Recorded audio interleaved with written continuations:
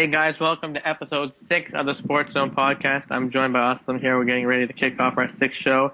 Yes, it has been a long time since Aslam and I have brought you a Sports Zone podcast. We apologize sincerely, but I was actually out of town, and then when I did come back, both Aslam and I were occupied with school. But we're coming back to you guys, episode 6 here. No guests today, but hopefully we'll have some guests coming in the near future. If you guys are first-time listeners, make sure you subscribe to our YouTube channel. Follow us on Twitter. The link is in the subscription. And I know if you guys are listening to this, you're probably really big sports fans like us.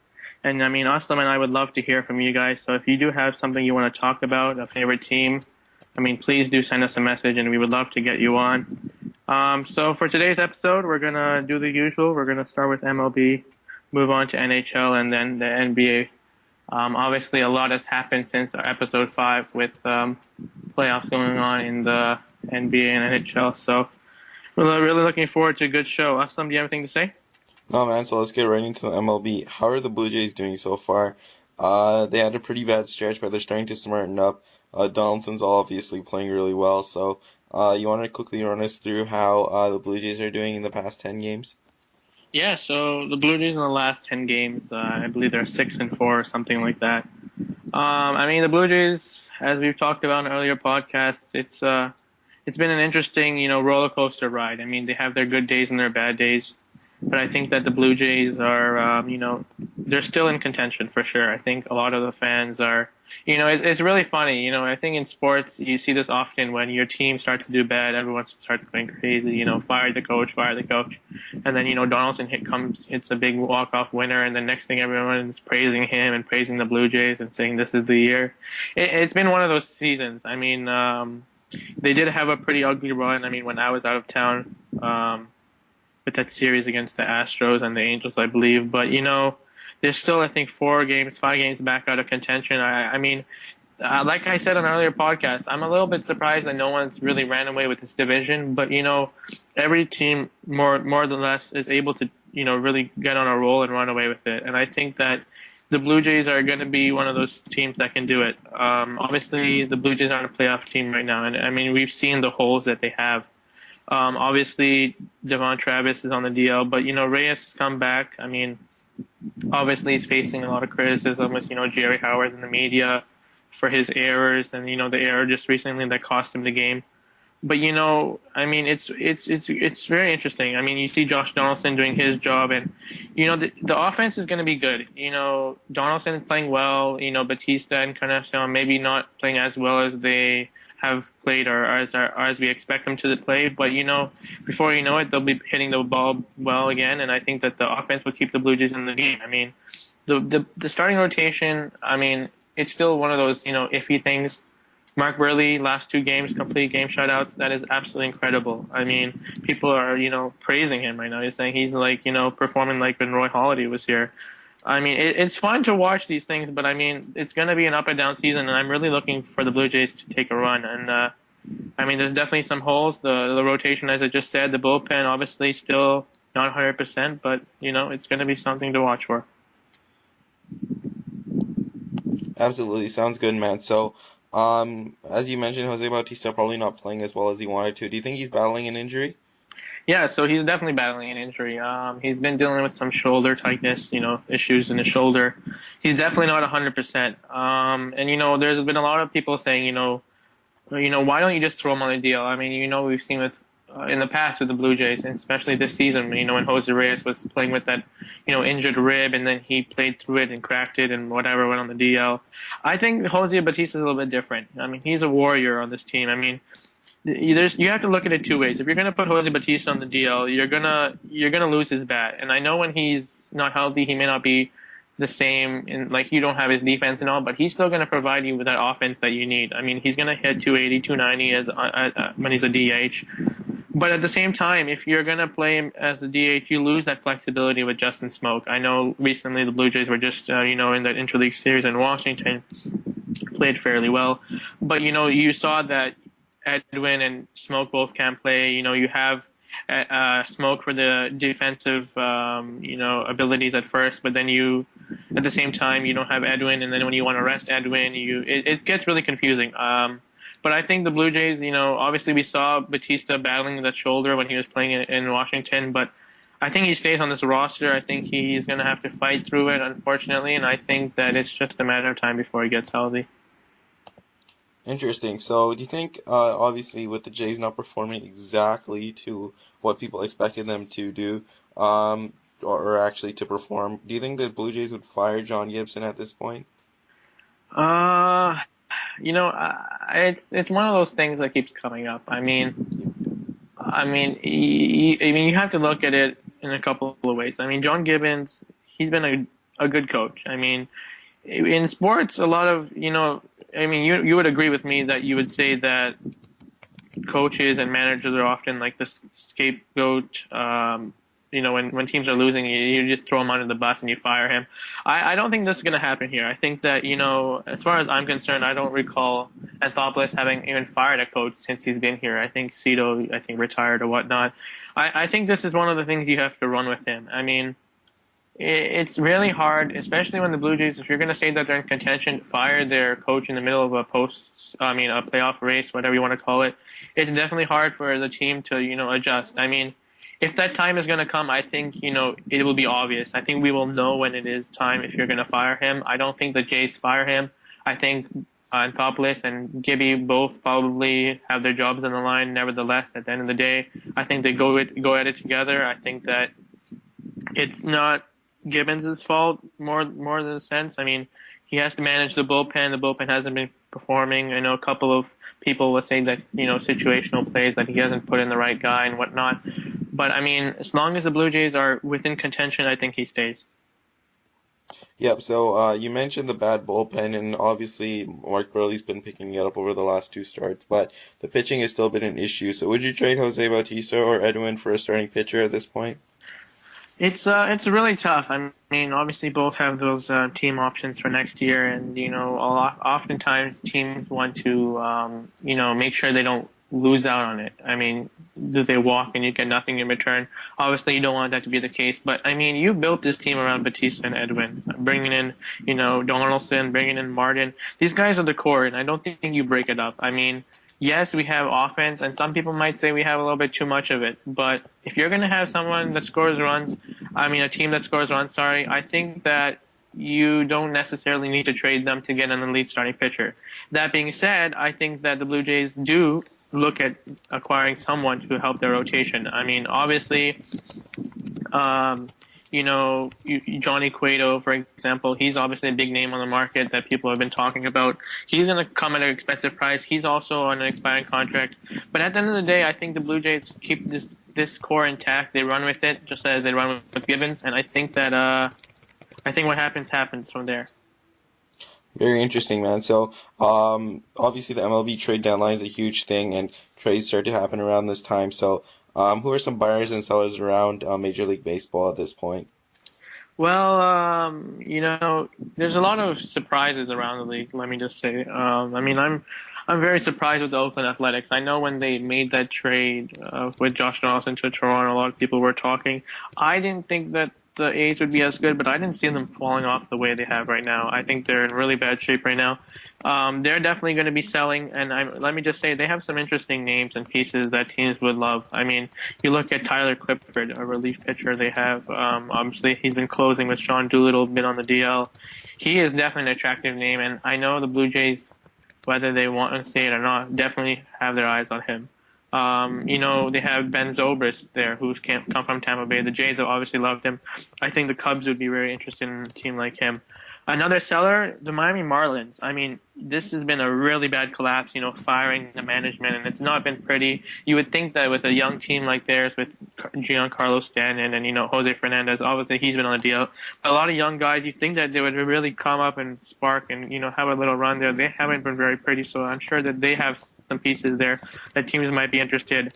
In terms of some buyers, man, oh man, I mean, Minnesota Twins. I mean, these guys that come out from nowhere, they are leading. I'm pretty sure they're top in the American League right now, along with Houston. Both those teams have been very surprising. They're probably looking to add some names that can really help their team.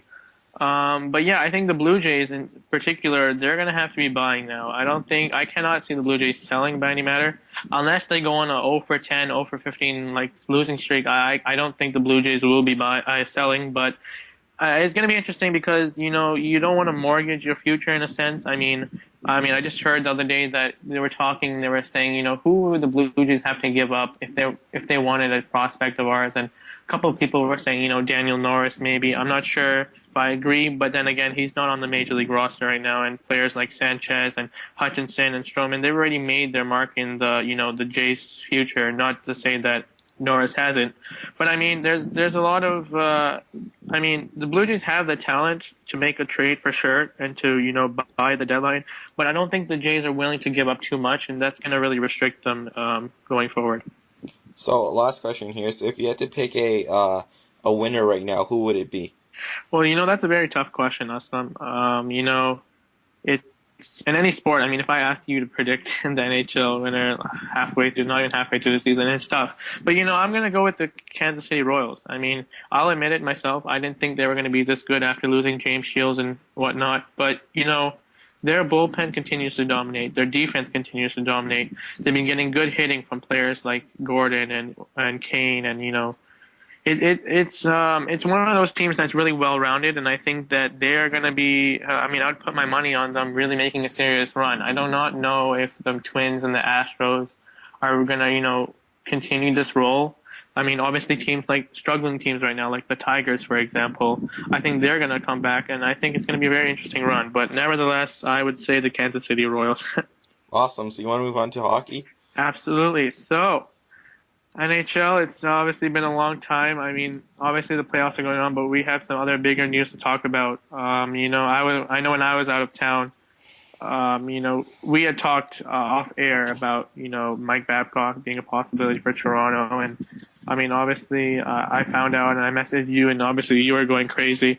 Why don't you break it down? What exactly happened here, and what are your thoughts about Mike Babcock coming to Toronto? Well, first things first, I think that nobody really expected Mike Babcock to come to Toronto. Obviously, he got $50 million over 8 years from the Toronto Maple Leafs. There was a report that there was a higher offer from the Buffalo Sabres, but he came to Toronto firstly because he's prepared for the challenge. He has an ego. He thinks he's the best coach in the NHL, and he definitely is up there in terms of the best coaches in the NHL. He's a motivator. He's really good at getting the best out of all his players, and he really wants to take on the challenge of being the head coach through this rebuild in one of the best hockey markets, as he described the Toronto Maple Leafs as Canada's team. Mm-hmm. So that combined with the fact that the Maple Leafs offered him twice as much as any coach that is currently paid in the National Hockey League, which is Joel Quenneville. I think he gets $2.9 million, and Mike Babcock will be getting 6.25-ish from the Toronto Maple Leafs, so that's just a lot of money. So it was absolutely shocking. Definitely a great step in the rebuild for the Toronto Maple Leafs. Getting a good coach is definitely not easy, and he'll help out with the rebuild process. So I think it's something that the Toronto Maple Leafs fans, including myself, are very excited about to see. Especially what he can get out of players such as Nazem Kadri, Jake Gardiner, and especially Morgan Rielly. I think that Morgan Rielly will definitely break out next season. You saw him playing extremely well down the stretch last season. He was the 5th overall pick, and he is projected to be a number 1 defenseman. So he's an extremely valuable asset for the Toronto Maple Leafs and is a prime breakout candidate. So he's a huge part of the future going forward, and we're just looking forward towards the draft here in 2 weeks, I believe, June 26th. Yeah. Yeah, 8 years, 50 million. That is absolutely crazy. In any sport, you're talking about a big contract like that. That's player kind of money. That is player, contract money. And I know that those 8 years might actually seem to be very long for him as he faces Toronto's, media, and it's not going to be an easy run. But I'm going to fire 2 questions at you, both of them, and then you can answer back. I know that we had talked about earlier, a couple podcasts back as the season ended, that this rebuild was going to be done properly. And I know you had mentioned, I think, a 3 to 4 year time span. Do you think that changes with Mike Babcock here? And the second question is that I know that he is a well-respected coach in the NHL, and he reminds me of someone like Greg Popovich in the NBA. Someone who can really attract free agents. So can you think of any free agents this year or in the coming years that would really love to play for Babcock, maybe, even Steven Stamkos, wink, wink, Hmm. that would love to come to play to Toronto that could speed up that process or anything like that? Well, first things first, I think Mike Babcock does not speed things up here. I think that they still need to draft and develop their own talent. I think it'll be 3 or 4 years before we really see results from the Toronto Maple Leafs as they draft really well and develop over the next 3 or 4 drafts. As for your question about attracting free agents, I mean, not too many extremely good free agents ever hit the free agent market in hockey. I mean, Steven Stamkos is a free agent next season. Anze Kopitar, Brent Seabrook also there, but I expect them all to be re-signed. I mean, maybe Stammer if he wins the championship here with the Tampa Bay Lightning down 1-0 currently in the finals. Maybe he comes to Toronto just because he can get a boatload of sponsorship money and he's already won a ring, so maybe he wants to bring it home to Toronto. But to be honest, I don't really see the allure of Mike Babcock really having an effect on free agents coming here. Maybe players through trade. They removed Toronto from their no trade lists. Mm-hmm. Because Mike Babcock is a player's coach. I mean, players love to play for him, so I wouldn't be surprised if we get some big name free agents that well, actually, I would be surprised if some big name free agents come over here, but I wouldn't be surprised if they cite Mike Babcock as a key reason as to why they come here, if they do come here. Mm-hmm. And you were just talking about Stamkos, or Stammy as you like to call him. Stammer, yeah. Stammer, yeah. Obviously Tampa Bay battling with the Blackhawks in the NHL Finals, Stanley Cup Finals. I know whether I'm not sure if it was on the podcast or not, but I did predict with my very minimal NHL knowledge that the winner would be coming from that, Lightning and Red Wings series at the beginning when we made our predictions. But obviously both had a little bit of an interesting challenge the prior round coming into the NHL Finals. Obviously, Tampa Bay doing really well, and then Chicago, defeating Anaheim there in Game 7. What are your thoughts on the series? Obviously, Chicago just took Game 1, on the road, which is definitely not a good sign for, Tampa Bay. Well, what are your thoughts, and you want to give us a winner of this series? Well, first things first, I think that a key reason why the Tampa Bay Lightning really have a disadvantage in the series is that they start out at home, and that's really not a thing that you want to do if you're an inexperienced team like the Tampa Bay Lightning. Obviously, home ice advantage is an important thing in the NHL. Mm-hmm. Tampa Bay has great fans, but I mean, if the Chicago Blackhawks lose both if they lost both the Tampa Bay games at home, so Game 1 and Game 2, I don't really think that they really lost anything because they lost 2 away games and they still have 2 more at home. Mm-hmm. So, really losing Game 1 for the Tampa Bay Lightning really puts them at a disadvantage because you know that the Chicago fans there in the United Center back in Chicago are really going to give the Tampa Bay Lightning all they can handle. And it really puts the Tampa Bay Lightning in not really a must-win situation in Game 2, but I mean, there's a lot of pressure on them to perform and try and grind out a victory there in Game 2. Because if they go to Chicago down 2-0, it could get very, very, very ugly really fast. So I definitely think Game 2 is a critical game for the Tampa Bay Lightning in the series. If Chicago loses, I don't think it's going to be too big of a deal. I think that they would take the split one game if they won Game 1, which they did, and lost Game 2. I don't think they'll be too bothered with that. Really, I just think that winning the Game 1 is really key for them. They can come back to the United Center back in Chicago, win those 2 games, and they'll be up 3-1 going back to Tampa. So I definitely predict that the Chicago Blackhawks, with all their experience, are going to win the series. I do think that though that they will not sweep Tampa. I think that Tampa's too good of a team for that. So I definitely think that Chicago will win the next game. Well, The series. yeah, in any sport, experience is definitely huge. And I agree with you that Chicago is going to win. Unfortunately, I do cheer for Tampa Bay, so I do hope that they win. But realistically speaking, I do see the Blackhawks winning in, I think, 6 games. And it's really exciting time for sports fans like you and I when we have the NHL Stanley Cup Finals and the NBA Finals going on at the same time. And I know that it has been a very interesting run for the Golden State Warriors. Obviously, with Curry winning MVP and a wonderful season that he had. to run through the whole, Western Conference, just doing really well in the playoffs, beating, Houston and whoever they had faced, that I don't remember the top of my head. And then you have LeBron James. I mean, arguably the best player in the league. I mean, he is the best player in the league. Maybe not this season because he didn't win MVP, but I mean, he's carried his whole team through the NBA playoffs as well. I mean, now they come face to face in the showdown, and obviously, yesterday was a very interesting game. And if you don't mind me sharing my thoughts first here, obviously we saw a really, back and forth game. Andre Iguodala, he really stood out to me in that game.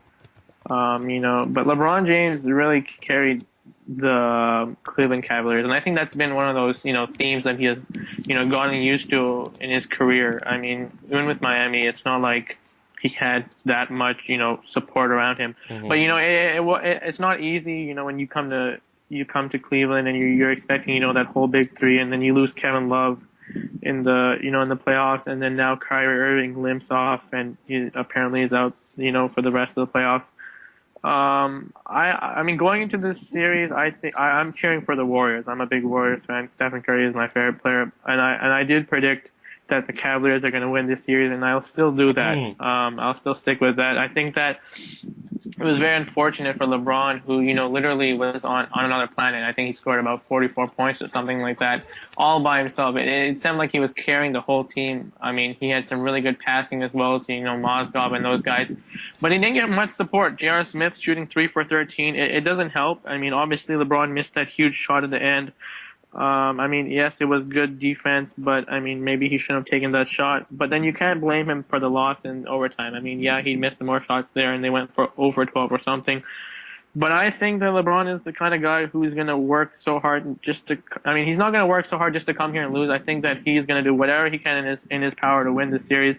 I think that the Cavs are going to figure out a way to win. I mean, obviously now Irving changes it a little bit. I mean, Dellavedova is going to have to really step up. But I mean, I love the Warriors and all, but I don't know. I just have a really weird feeling that LeBron is just going to do some really next level thing and figure out a way to win. Oh, absolutely. But in my opinion, I think the Warriors are going to win the series now just because, I mean, they already won one game, and who's going to guard Steph Curry with Yeah, I Kyrie know. Irving out of the lineup? And then they have Klay Thompson and Draymond Green, and the entire Warriors roster is there to win. So I definitely think Steph Curry is going to be the series MVP now that LeBron is out. I mean, I don't blame LeBron. Obviously, he's laying it out on the line there. He's giving it everything he's got. He scored 44 points. He was completely dominant in that game. Not so much in overtime, but definitely throughout regulation. So he definitely needs some help, and I don't think that he'll get that at this point.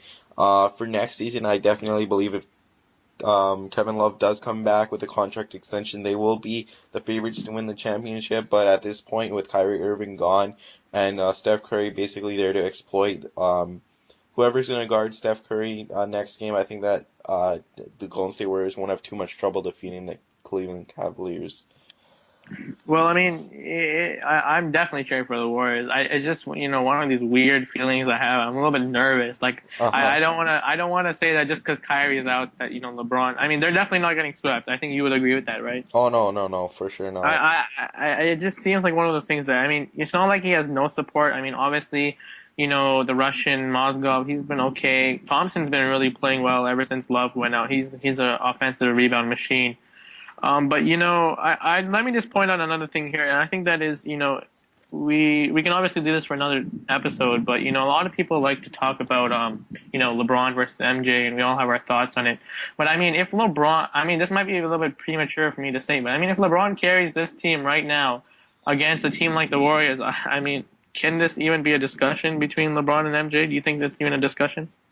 No, I mean, yeah, I I mean, think obviously, it's I such mean, a we're hard gonna. question. Yeah, I mean, obviously, at the end of the day, a lot of people like to bring up rings, which is going to be our question for next week. But, I mean, maybe we can talk about this next time. I mean, next episode when the playoffs are more well underway.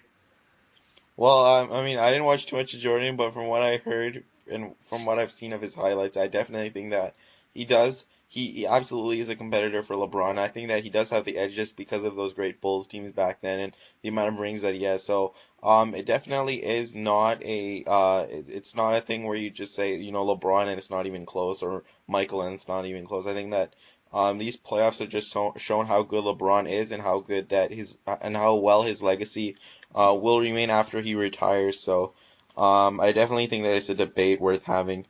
So, I mean, obviously, there's going to be a lot more to talk about in NBA playoffs. Obviously, there's, free agency coming up. Obviously the Raptors, we have talked about, whether they're going to choose to go after any big names. Obviously, we can go on and on about LaMarcus Aldridge, but what are your thoughts on some of the big names? Like, let's start with Kevin Love. I think actually, let's play a game here. Or let's say we're not going to predict the teams, but let's just guess if they're going to stay or go. How about that? Absolutely, sounds fun, Okay, man. so Kevin Love, do you think he stays or leaves Cleveland? I think that he stays. I I mean, think okay, but the thing is that I don't see him winning anywhere or having a better situation where he can win anywhere other than Cleveland. So, that's why I'm gonna say he's gonna stay. I think he's going to leave. I think that he might want to go play for the Lakers. Just a weird guess there. I might be right. What about Draymond Green? I think he's gone just 'cause I don't think the Warriors will offer him max money. I think another team will.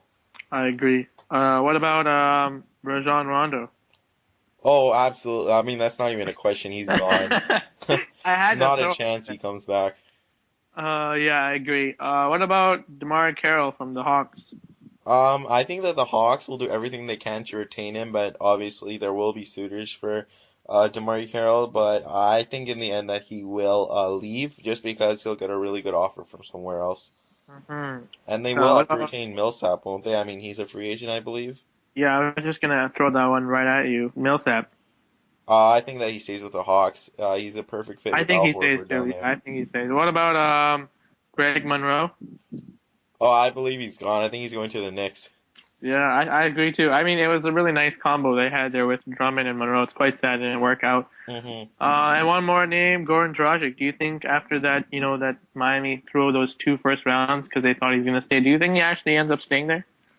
I think this is 50-50. What do you think is going to happen with Mario Chalmers?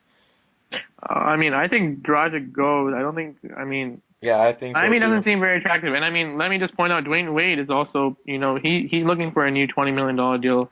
Yep. Obviously, he's been one of those loyal guys, but I mean, it's not a very, very pretty, good-looking scene in Miami. Well, he's not a $20 million player, let's be No, honest. absolutely I not. mean, No, let's be honest. let's maybe Um, $12 million player, I'd say.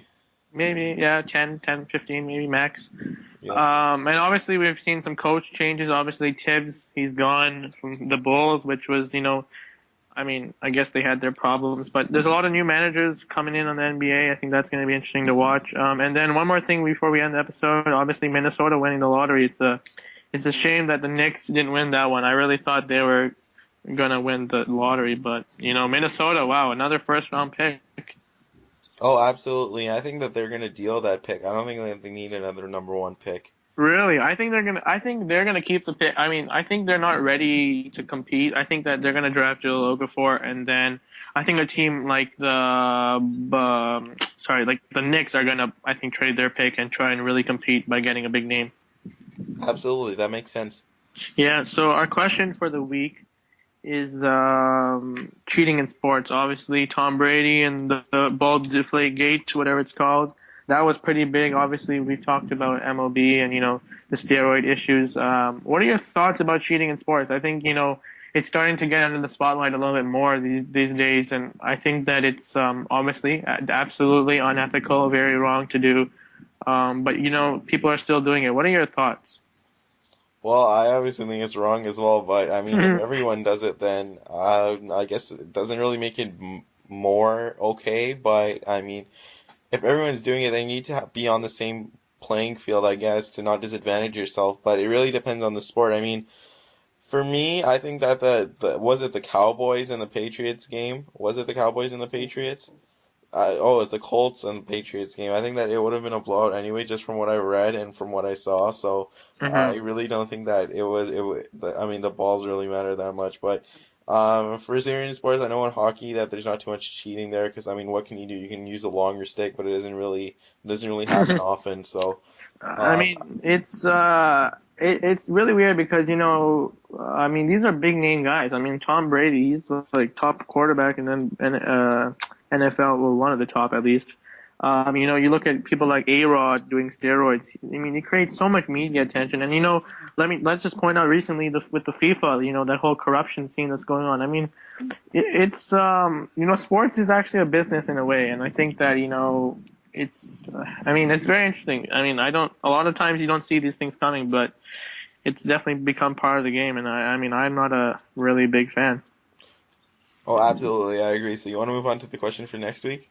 Yeah, so next week we're going to be talking about, I actually hinted it out earlier, but we're going to be talking about rings, and not wedding rings, but championship rings, and if you believe, and if we believe, and if people believe it is the right way to compare the best in the NBA. I know a lot of times that we often say, LeBron doesn't have as many rings and whatnot, but we'll talk about that next week. But I think that's going to conclude our episode. Do you have anything else to say?